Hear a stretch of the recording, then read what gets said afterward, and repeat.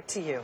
Thank you very much. To the race for 2016, and of course, exactly where we are on the GOP nominations. Fierce debate, of course, continues over the promise from both Donald Trump and Ted Cruz to deport this country's more than 11 million undocumented immigrants, not least after one free market think tank suggested that that could cost upwards of $400 billion and tip the economy into recession. The president of that think tank, the American Action Forum, joins us now. Doug Holtz-Eakin was, of course, director of the Congressional Budget Office and indeed an economic advisor to John McCain's 2008 campaign. Welcome to the program, sir. Thank you, Simon. So how do you get to this figure? Remind us how you get to this figure of $400 billion to deport those that are undocumented. There are really 4 stages to deporting somebody. Step number 1, you have to detain them. You have to find them. Number 2, they have to be housed during their detention. Number 3, they have to face a judge. And then number 4, you actually have to deport them. And so in looking at the implications of saying we're going to take 11 million undocumented immigrants and deport them, we simply followed our noses and added up what it would take to do at each stage. Right. That's about, I mean, put this in context for us. This is $400 billion would be 10% roughly of the federal budget? Yes, this is an enormous amount of money. And it's a scaling up of immigration enforcement that will be very hard to imagine. So we have about 5,000 ICE agents right now. We need 85,000 additional apprehension officers, 300,000 more detention beds, 1,200 new courts, 30,000 lawyers, 31,000 chartered bus rides, 17,000 chartered airplane rides. The scale of this activity is simply something Americans, I don't think, can appreciate just from the numbers. And if it were to take place in 2 years, as Donald Trump has suggested, it would take 6% of the labor force and send it abroad. That undoubtedly would have a big implication for economic performance. Probably a loss in GDP, bigger than a recession. But I mean, the argument for many goes, look, their argument goes, our jobs have been taken potentially by these people. I assume therefore the logic would be this is simply going to be a reallocation of those jobs to other people within the economy. I mean, are you actually saying that the economy could go into recession as a result of this? Yes, I think that's the right way to think about it. 6% of the labor force would go away. We have unemployment that's under 5%, so you couldn't simply plug the unemployed into those slots in some sense. You'd have to have plus more people.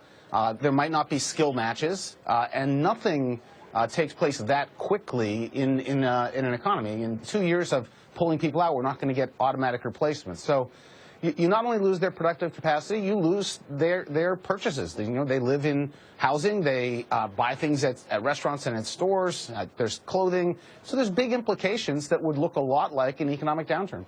Yeah, I mean, since you published the report, obviously there's been a fierce debate, as you might expect, online. Some people saying, well, this is the law. What are we saying? That the law is too expensive to actually implement? Of the discussion that you've seen, what most caught you? I mean, you're still making a value judgment in what you're saying by saying, this would be a huge deal for the economy, and maybe people don't realize that. But of the stuff that you've witnessed online, what most took you back? Well, I think the important thing to recognize is that we aren't really taking a stand on whether this should be done or not. We're trying to price out the implications of enforcing current law. We've done that before. We're now trying to price out enforcing it all in 2 years. And, the things that you read online and hear about is, oh, well, you're saying that you're in favor of illegal immigration. Absolutely not. The question is, what do we do with those who are here illegally? One possible route is mass deportation. We're trying to find out what that would cost. Obviously, there are less extreme steps, fines and the like, that would be less expensive and less economically impactful.